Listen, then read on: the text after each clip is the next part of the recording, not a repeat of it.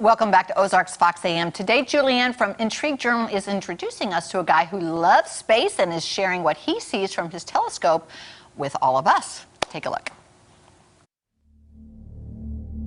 Good morning, guys. Today I want to introduce you to a new friend.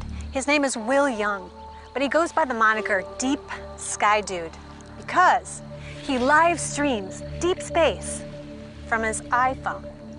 Let's take a look. And I remember my dad telling me at one time, like, I was like, well, what are stars? He's like, well, they're just suns that are really far away.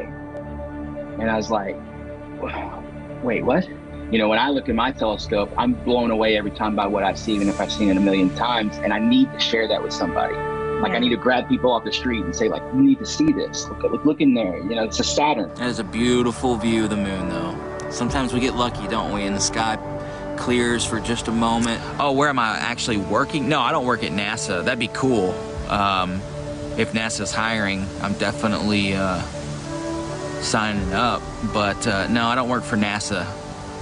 I'm just a dude with a telescope. All the craters up there have names. I mean, and this is why stars twinkle. A star twinkles in the nighttime sky because the atmosphere of the Earth is distorting its light. Again, put my cell phone, which is actually this is actually the phone right here. I put my cell phone where your eyeball normally goes.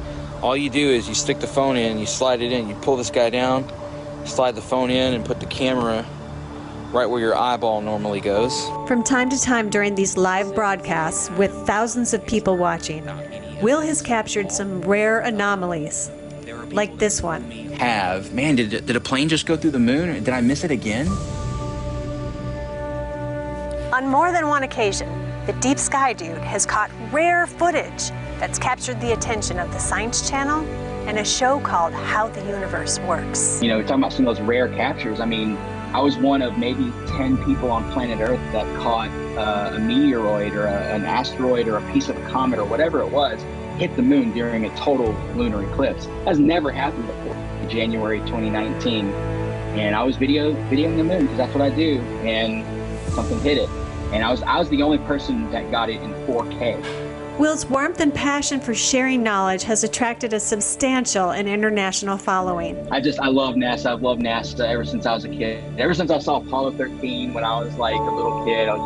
This reach paved the way for access to several NASA socials, where his childhood dreams became adult experiences. The most recent of these was a SpaceX launch.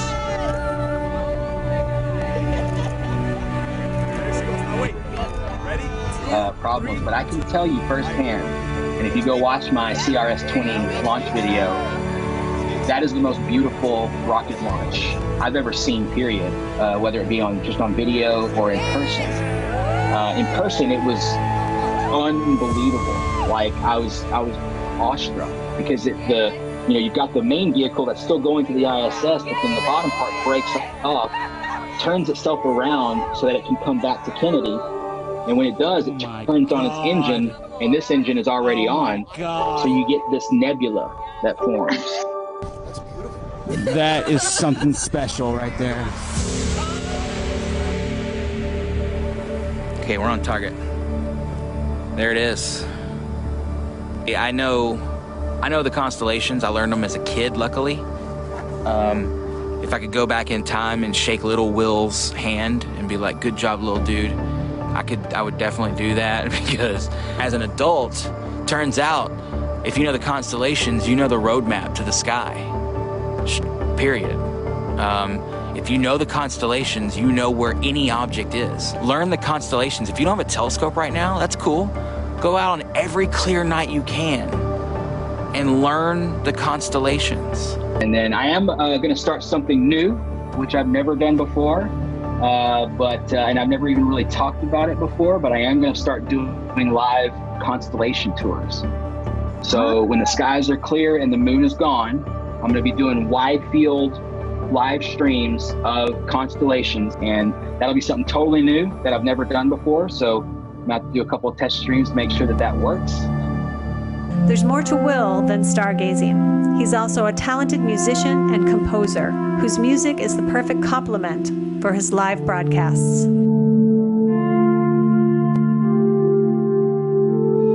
The Science Channel put me in, well, they've asked me for a couple eclipses, and I got video of the full total solar eclipse from Casper, Wyoming, and they used my footage in their documentary. And for me, that was pretty huge because it was showing me that, you know, the footage that I'm getting actually matters to some people.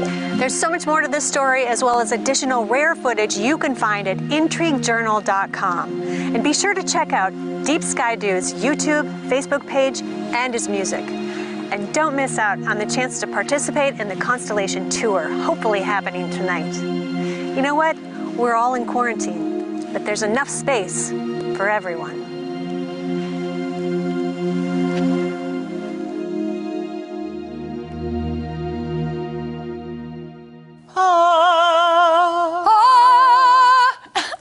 Jeremy, have you ever laid out and just looked at the night sky? I mean, it's so gorgeous. You know what? Oh, that's so funny you asked me that. I'm not even kidding you. My first cruise ship, my first contract. Oh, that's a great place to see it. We would have an hour break between shows. So like, let's say the shows were at 8 and 10, and the shows were about an hour. I would go to the front of the ship. Nobody was there. Pitch black, and I would lay on the deck and just look at the sky. Isn't in it? between shows. It was almost like a meditative type thing, and I would look at the sky. I would find like Orion or the Big Dipper, and then I would talk to God. I'm not kidding you. That's what I would do. And that does make you realize. I mean, didn't you think, oh my goodness, I'm so small in the Yes. scheme of Oh things? yes. Absolutely, and which makes you think about other things like